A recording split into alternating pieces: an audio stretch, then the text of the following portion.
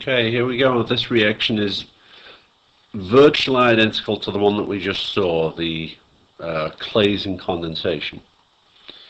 It's called the Dieckmann condensation, not Dieckmann, but Dieckmann condensation. Exactly why it's called that, other than the name of the guy that discovered it, I don't really know, because all it is a Claisen condensation, but intramolecular. Just like the intramolecular aldol reaction we saw, which is just an aldol reaction where both carbonyls are in the same molecule. Well, this is exactly the same thing. It's a Claisen condensation, but rather than having two separate esters, you have two ester groups in the same molecule, and thus you're going to form a ring. You have exactly the same reagents you had for the Claisen condensation: ethoxide at the initial base to remove the alpha hydrogen, and then H3O plus to protonate your enolate at the end and get your product. You also get a beta ketoester, just like you did for the Claisen condensation. It's just that this one is cyclic. All right. Now, in this case, we had a 1,6 diester. You could have a 1,5, 1,7. It doesn't really matter. So let's just take a look here. If I was to give you a 1,6 diester like I have here, this is 1, 2, 3, 4, 5, 6 carbons. When you're doing a Dieckmann condensation like this, I sometimes choose to write it in kind of a cyclic form, so it just makes it easier for me to see exactly which carbon is which carbon is going to react with which other carbon. But that's totally up to you. All right. So that does bring up a particular question. If we have ethoxide here, can you guys see how many alpha hydrogens we have, or how many sets of alpha hydrogens we have here? Well, we have this one, and we have this one. All right. Now it turns out it doesn't really matter which one reacts, because they're both going to give the same product. So I'm just going to say, here's our alpha hydrogen. We're just going to have the ethoxide come along and grab it, same as we've seen before, and form the enolate. So kick the electrons onto there, kick the electrons up onto the oxygen, blah, blah, blah. This is nothing new. You've all seen this before. And what we're going to get is our enolate. And remember, the one thing that's different is that we're going to be forming a ring here, because everything we need is already present in the molecule. So here is our enolate. And as always, remember, with an enolate, this exists in two resonance structures, one where the electrons are on oxygen and one where the electrons are on carbon. Alright, so we know what's going to happen now. The electrons are going to come around exactly as they did in the Claisen condensation, and these electrons are going to go out. Now ordinarily they would go out and attack another ester, but we have that ester right here. So these will attack up here and kick the electrons out onto the oxygen.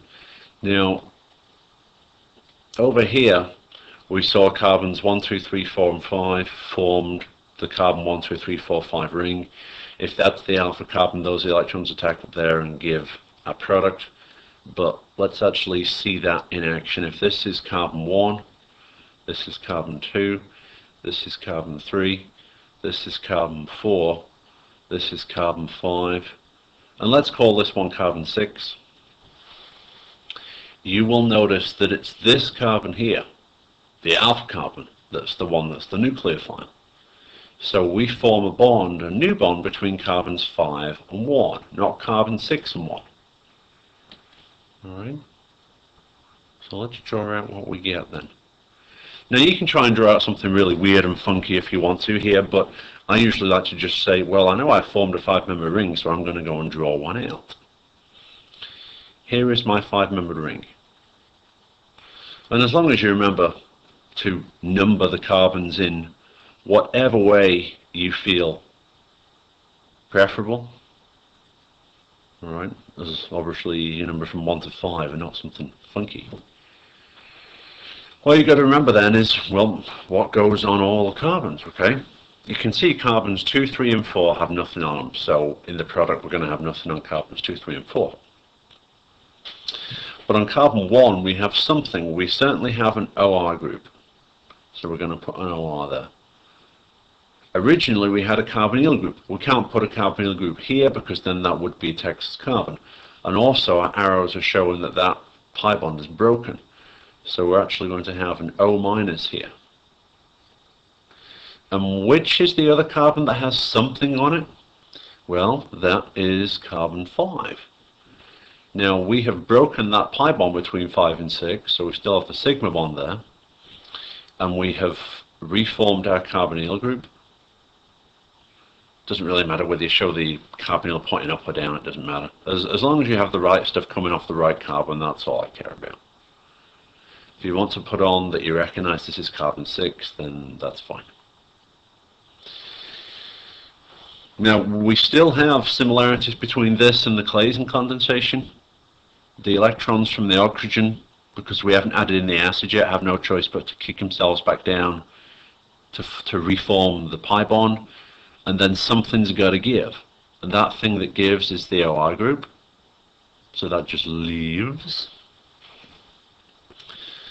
I'm going to draw a big equilibrium arrow to go all the way over here.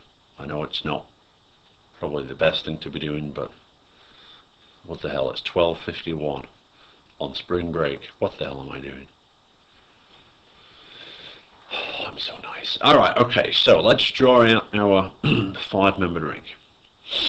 1, 2, 3, 4, and there are 5 carbons. Here is our carbonyl group that we've reformed. Alright, notice we've kicked out our OR group, and we have our carbonyl. In fact, we have our ester here. Oh, shit.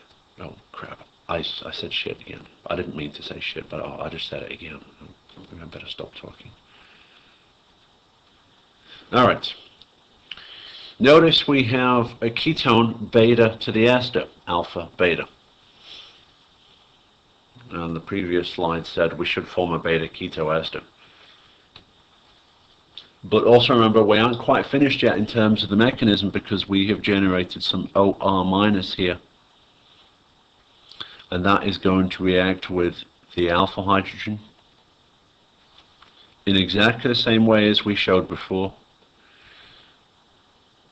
Goes on to there.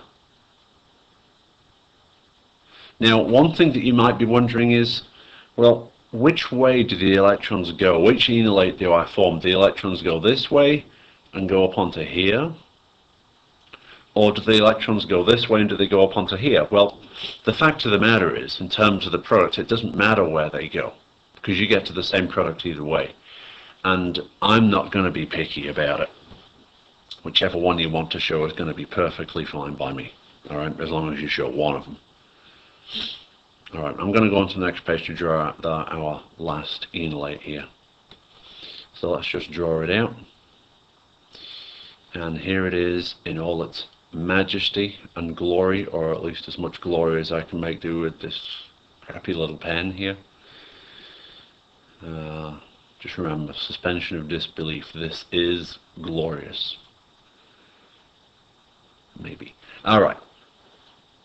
And also remember, at this point we have our H3O+, looking even more glorious in all its slantedness and all its crappy O-ness. I'll stop saying this. Alright, so the electrons go from the negative charge down to the carbon and down to the bond and reform the pi bond. Send out the electrons from here. Grab one of the hydrogens. Remember, it's this carbon that's going to be grabbing the hydrogen, the nucleophilic carbon.